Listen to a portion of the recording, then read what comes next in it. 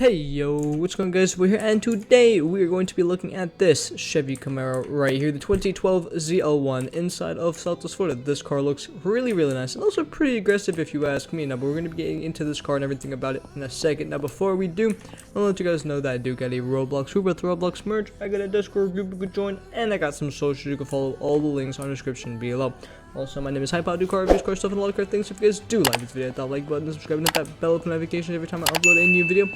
But yeah, why don't we get into reviewing this car right here? So we're going to this car's price. Now, as we do, I also wanted to mention that we're going to be upgrading this car and testing it out as well toward the end of the video. So you guys keep watching to see the upgraded and non-upgraded version of this car. So what we're going to do now is we're going to click on this car.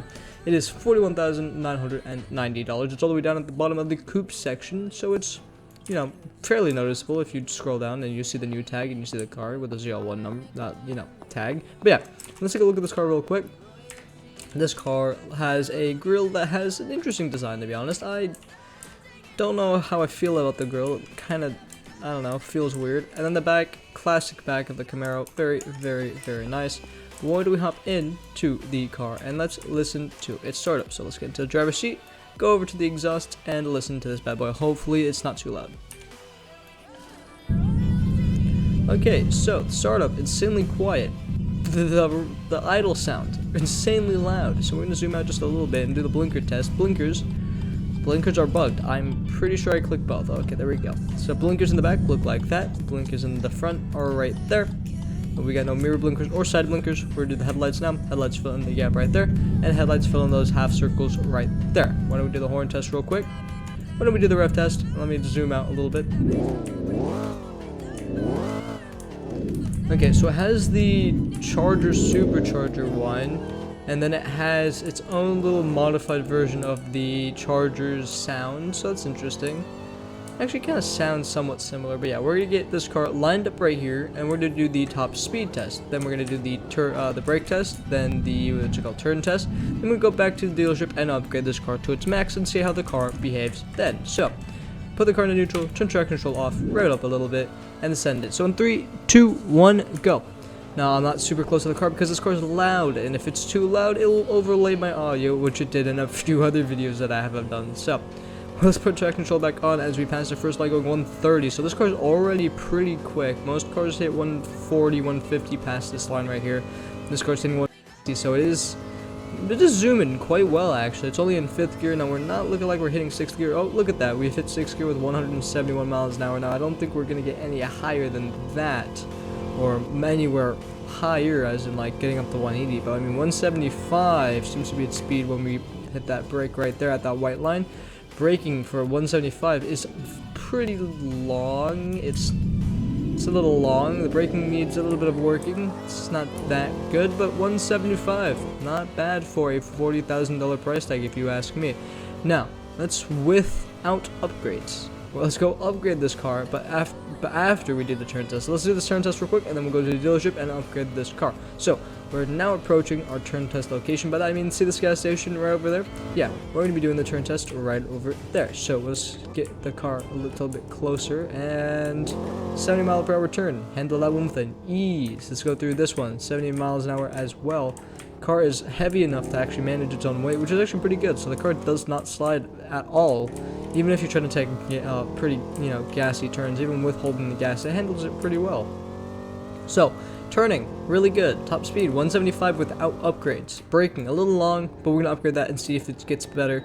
Now let's get this car into the dealership as I smack it into a random pole and see how it does. So let's get over here. Go hit another tree. This car is like so prone to hitting things for whatever reason. It's not a Mustang, but I mean it's close to being one, right? But we're gonna get this car on the little rack here, and let's check out its paints real quick. So its paints include the yellow, the white, the gray, the black, and the red, all of which look really nice. Then we're gonna get to the performance mods, and we're just gonna upgrade the absolute ton out of this car at 300 horsepower. Why not? Forced induction. Let's see what we want here. Do we want a supercharger or do we want a turbocharger? We want a turbocharge. 1,172 horsepower. Hopefully this car doesn't do that one thing where it just like increases its acceleration but not its speed, which would be very upsetting. Upgrade its tires real quick. upgrade its transmission to race so we can just go 0 to Mach Jesus and way too quick for me to handle. And see how this car goes. So we have upgraded the car to where we want it to be. And now that we're stuck, let's see if we can get this car out from being stuck. Okay, I expected as much. Let me see if I can get this car. Okay, maybe not. So, hopefully the upgrade saved. And if it didn't, then I'll be very upset. But it seems like it may have. Let's just really quickly check that out because Southwest 4 is buggy. And the fact that I just... Nope, it definitely saved the upgrades.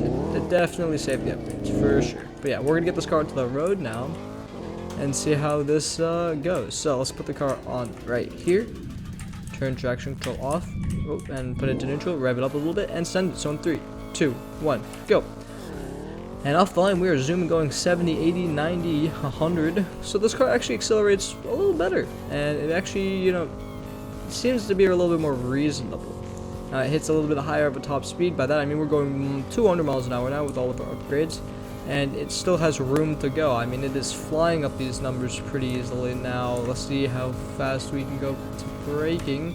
110 into braking. I did start braking just at the line right here. So braking is slightly better. I do like that. 200 miles an hour. It seems reasonable. But yeah, this car really good at turning without upgrades. Is it better with turning with upgrades now? So let's turn traction control back on.